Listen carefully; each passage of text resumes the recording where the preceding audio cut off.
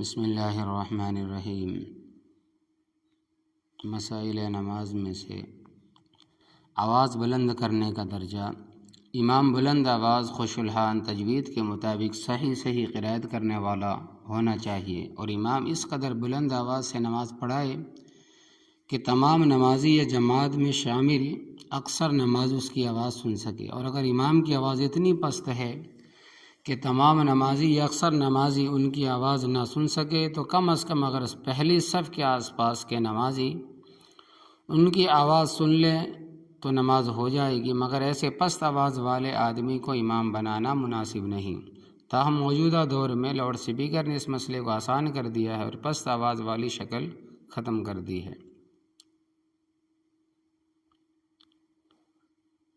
آواز بن جانا۔ نماز میں چھینک یا ڈکار کی وجہ سے جو آواز بن جاتی ہے اس سے نماز فاسد نہیں ہوتی، کیونکہ اس سے بچنا مشکل ہے۔ اگر صفیں متصل ہے، درمیان میں خالی جگہ نہیں ہے تو آواز سن کر اقتدا کرنا صحیح ہے۔ اگر درمیان میں کوئی نہر یا سڑک یا کمرہ یا مکان ہے تو صرف لاؤڈ اسپیکر یا ریڈیو کی آواز سن کر اقتدا کرنا صحیح نہیں ہوگا۔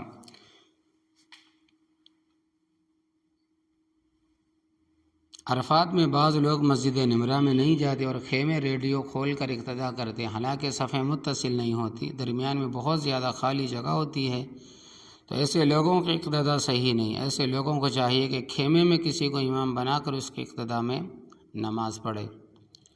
امام کو تکبیرات وغیرہ میں اتنے ہی آواز کو بلند کرنا سنت ہے جتنا ضروری ہے۔ ضرورت سے بہت زیادہ اونچی آواز نکالنا مکروہ ہے۔ اس میں تکبیر تحریمہ دوسری تکبیروں کے درمیان کوئی فرق نہیں ہے۔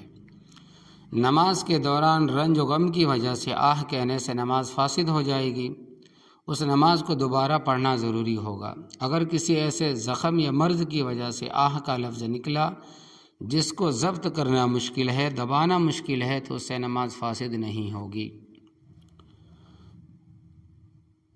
آہستہ آواز سے قرات کرنا۔ امام کے لیے ظہر اور عصر کی نماز میں آہستہ آواز سے قرات کرنا واجب ہے۔ آہستہ آواز سے قرات کرنے کی حد یہ ہے کہ خود سن سکے، دوسرا نہ سن سکے۔ اگر آہستہ آواز والی نماز میں یعنی ظہر اور عصر میں امام نے بلند آواز سے قرات کر لی تو آخر میں سجدہ سہو کرنا واجب ہوگا۔ اگر امام نے ظہر یا عصر میں بہت تھوڑی قرات بلند آواز سے پڑھ لی جو نماز کے صحیح ہونے کے لیے کافی نہیں، مثلاً 2-3 لفظ بلند آواز سے نکل جائیں تو کچھ حرج نہیں، نماز ہو جائے گی، سجدہ سہو کرنا لازم نہیں ہوگا۔ اگر تنہا نماز پڑھنے والا، اکیلے نماز پڑھنے والا منفرد ہو تو آہستہ آواز والی نماز میں بلند آواز سے قرات کرے گا تو سجدہ سہو لازم نہیں ہوگا، نماز ہو جائے گی۔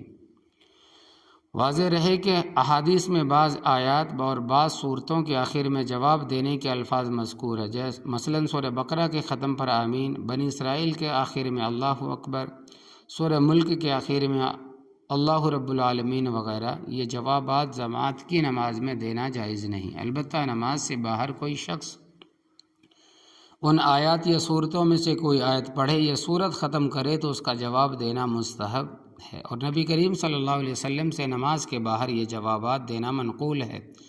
اگر کہیں نماز میں بھی جوابات دینا ثابت ہے تو وہ امت کو تعلیم دینے کے لیے ہے۔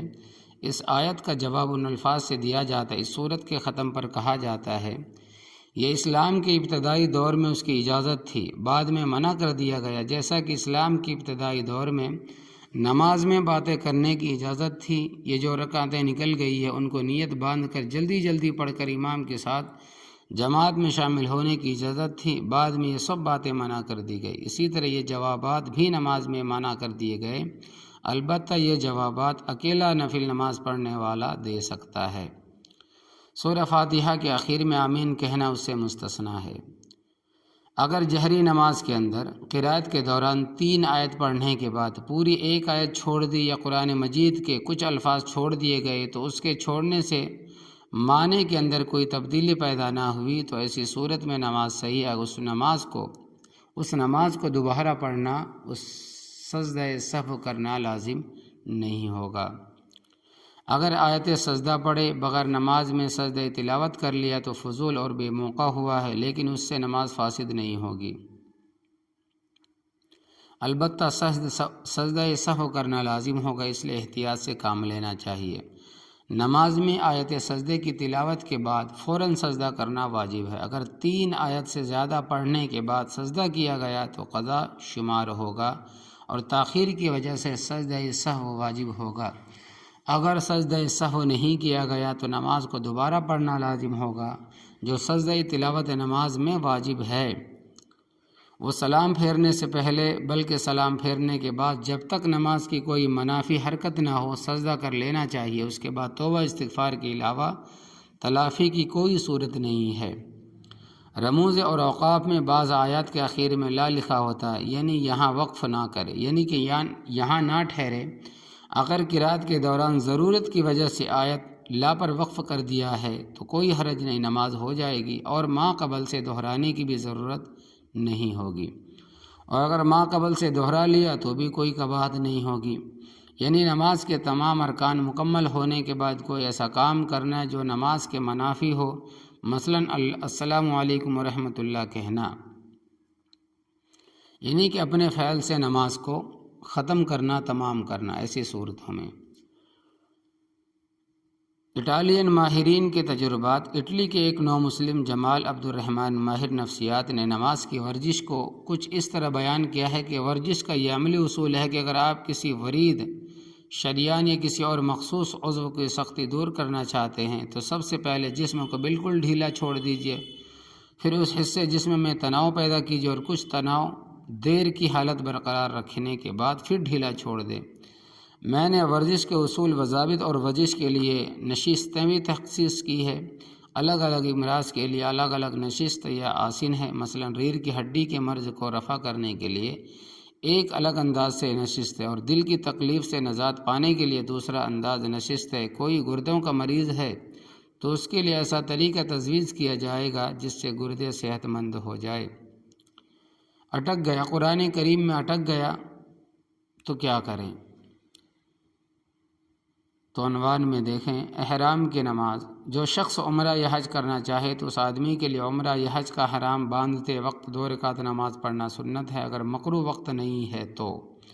اگر وقت ہے تو احرام باندھنے سے پہلے 2 رکعت توبہ کی نیت سے نماز پڑھ کر اللہ تبارک و تعالیٰ سے توبہ استغفار کر لینا چاہیے، پھر اس کے بعد مزید 2 رکعت نماز پڑھنا سنت ہے۔ اس نماز کی نیت یہ ہے کہ میں 2 رکعت احرام کی نماز پڑھ رہا ہوں، اللہ اکبر۔ یہ عربی میں اس طرح نیت کرے کہ نویت ان اصلی رکعت الاحرامی سنت للنبی علیہ والصلاۃ والسلام۔ ادا وہ نماز ہوتی ہے جو وقت پر، اپنے وقت پر پڑھی جائے۔ ادعیہ و اذکار، جلسہ وغیرہ میں ادعیہ و اذکار نوافل میں پڑھے۔ فرائض میں چونکہ امام کو تخفیف کرنے کا حکم ہے، یعنی ہلکا نماز پڑھانے کا حکم ہے، لہذا فرائض میں ادعیہ و اذکار نہ پڑھے۔ ادھر ادھر دیکھنا، نماز کی حالت میں ادھر ادھر نہ دیکھے بلکہ کھڑے ہونے کی حالت میں سجدے کے مقام پر، رکوع کی حالت میں پیروں کی پشت پر اور سجدوں میں ناک کے سرے پر، اور بیٹھنے کی حالت میں زانوں پر نظر رکھے۔